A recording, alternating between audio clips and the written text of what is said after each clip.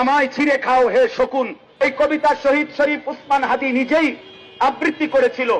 সে বলেছিল যে আধিপত্যবাদের দোসররা আমার সারা দেহ ছিঁড়ে ছিঁড়ে খাও, কিন্তু আমার মাথা খাইও না, অর্থাৎ আমি মাথা বিক্রি করব না।